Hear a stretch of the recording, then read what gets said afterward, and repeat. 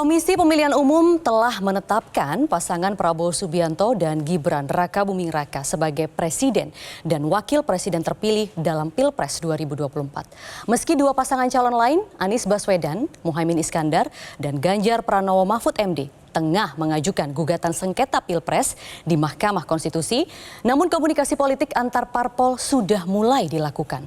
Tidak tanggung-tanggung, sang presiden terpilih sendiri yang melakukan penjajakan politik pasca penetapan KPU. Partai Nasdem menjadi partai politik pertama di luar Koalisi Indonesia Maju yang dikunjungi Prabowo Subianto. Apa makna di balik pertemuan ini? Apakah semata upaya rekonsiliasi nasional atau penjajakan untuk koalisi besar? Inilah panggung demokrasi, Pilpres usai rekonsiliasi tanpa basa-basi. Bersama saya, Maria Lizia Hasni.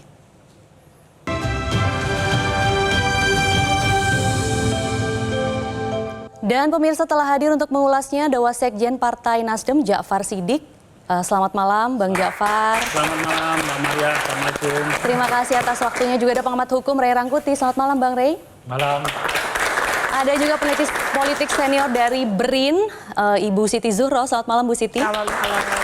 Dan juga ada pakar hukum tata negara Bapak Margarito Kamis. Selamat malam Pak Margarito. Dan pemirsa, sebenarnya kami juga sudah mengundang Andre Rosiade, politisi Partai Gerindra yang sebelumnya sudah mengonfirmasi namun mendadak membatalkan untuk hadir di sini, dan juga kami juga sudah berusaha mengundang politisi dari Partai Kebangkitan Bangsa atau PKB yang juga belum bisa hadir di sini. Dan juga untuk memeriahkan suasana telah hadir pula mahasiswa dari Universitas Mercu Buana Jakarta. Selamat malam teman-teman mahasiswa, terima kasih. Baik, sebelum kita mulai, kita akan dengarkan pernyataan terlebih dahulu dari Presiden Indonesia terpilih Prabowo Subianto tentang dirinya akan mengajak seluruh elemen bangsa untuk bersatu dan rukun untuk mewujudkan Indonesia yang adil dan makmur. Berikut ini. Ini KPU telah memutuskan dan menetapkan hasil pemilu presiden dan pemilu legislatif 2024 sebagaimana telah kita saksikan bersama. Dalam hal ini kami menghormati dan mendukung seluruh proses dan tahapan sesuai dengan peraturan perundangan yang berlaku. Kami mengajak seluruh rakyat Indonesia untuk bersama-sama menatap ke depan, bersatu dan bergandengan tangan, karena tantangan kita sebagai bangsa masih sangat besar. Kita harus bersatu, kita harus rukun, kita harus bekerja sama untuk membawa Indonesia menuju kemakmuran dan keadilan. Kita telah dipilih oleh rakyat Indonesia. Mandat rakyat Indonesia adalah di tangan kami, tapi kami akan menjadi presiden, wakil presiden, pemerintah untuk seluruh rakyat Indonesia. Bagi mereka yang tidak memilih kami, berilah kesempatan kami. Kami akan buktikan, kami akan menjadi presiden, wakil presiden, pemerintah yang akan bekerja sekeras-kerasnya untuk seluruh rakyat Indonesia.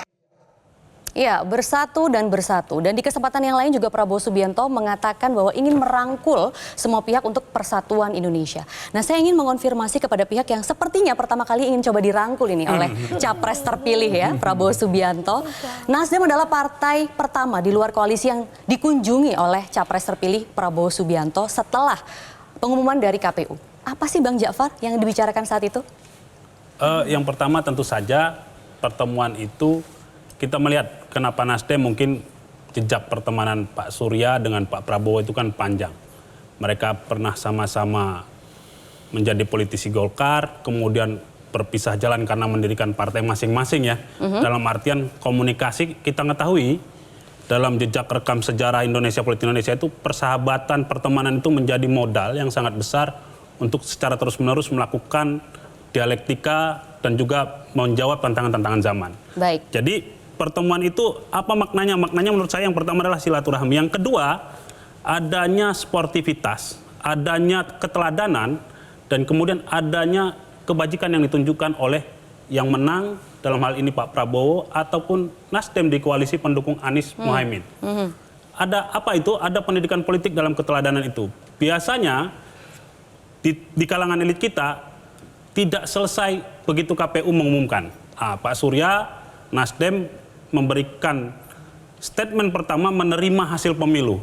Maknanya dalam itu. Dengan segala prosesnya, dengan segala apa yang sudah terjadi di beberapa bulan terakhir dalam proses pemilu kita, puncak dari proses demokrasi kita sebut, ya Nasdem menerima proses itu.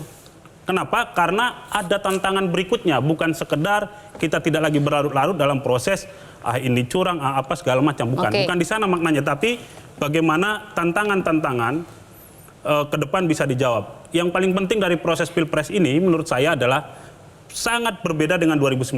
Di Pilpres kali ini hampir seluruh capres itu menawarkan gagasan-gagasan tentang bagaimana memajukan kesejahteraan umum sebagaimana amanat konstitusi dan tujuan kita merdeka. Gitu kira-kira Mbak Maria. Tapi apa yang dibicarakan Bang Ja'far? Yang ingin diketahui publik itu apa yang dibicarakan? Ada kesepakatan apa di situ? Kalau terkait kesepakatan, sebagaimana sudah disampaikan oleh Pak Prabowo, oleh Pak Surya dalam konferensi pers, menurut saya itulah kesepakatannya. Pasti pertanyaannya mau koalisi atau tidak, kan itu aja sebenarnya. Banyak yang bertanya-tanya seperti itu ya tentunya ya. Tapi menurut saya proses ini masih akan panjang, dialektikanya masih panjang, masih ada 7 bulan, masih ada mungkin juga setahun, 2 tahun dan lain-lain. Kita lihat saja prosesnya. Yang pertama paling penting bukan mau berkoalisi atau tidak, bukan. Tapi bagaimana setiap aktor, setiap elit bisa dengan besar hati menyudahi proses pertarungan atau kompetisi dalam pemilu. Oke, mungkin kesepakatan untuk membangun persatuan terlebih dahulu begitu ya. Nah, itu konkretnya gimana?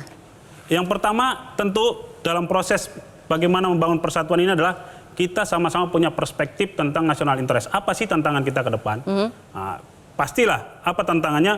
Pertama, kalau berkali-kali Pak Surya bilang musuh Indonesia itu adalah kemiskinan dan kebodohan.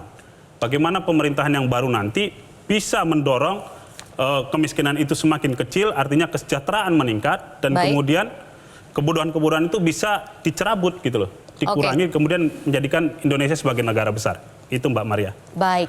Saya ingin minta tanggapan ke Bu Siti juga di sini. Bu Siti, apakah ideal membicarakan koalisi? Maksud kami di sini mungkin lebih ke komunikasi ya, membuka komunikasi untuk menjalin rekonsiliasi begitu ya. Itu sejak sekarang. Saat gugatan di MK ini juga masih tengah berlangsung. Apakah sudah ideal itu, Ibu? Iya, bicara ideal ya. Jawabannya ideal juga ya. Oke. Karena pemilu itu adalah kompetisi kontestasi. Baik. Maka pastinya ada yang menang, ada yang kalah, kan gitu ya.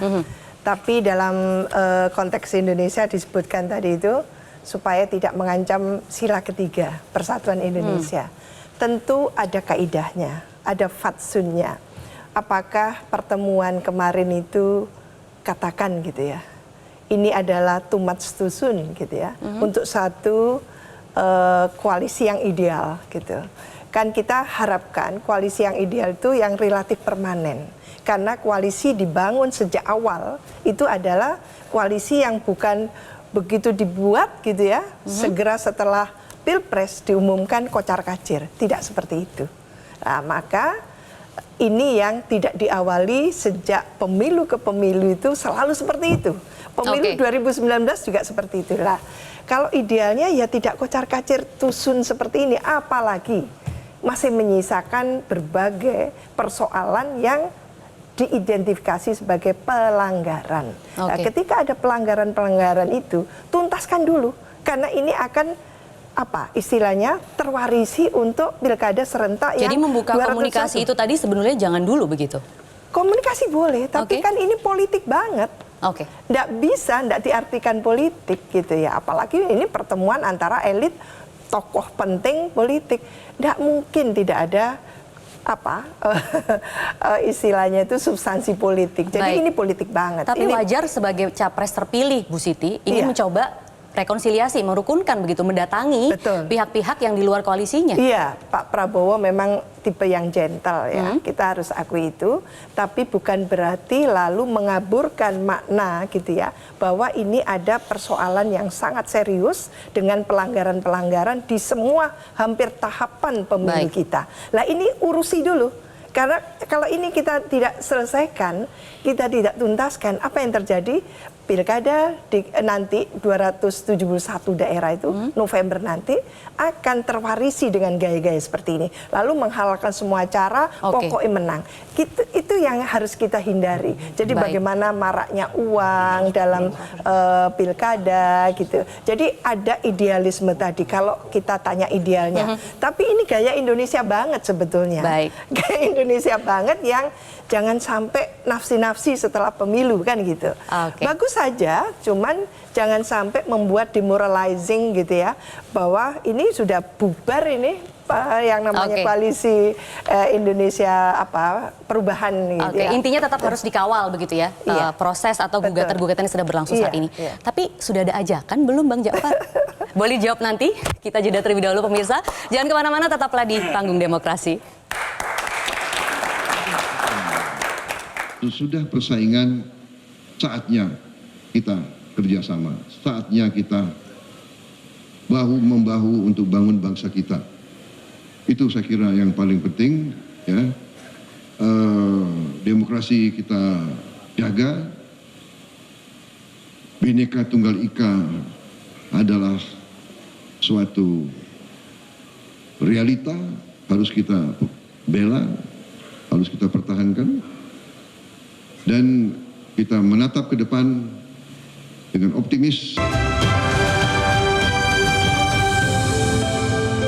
Jelajahi cara baru mendapatkan informasi. Download Metro TV Extend sekarang.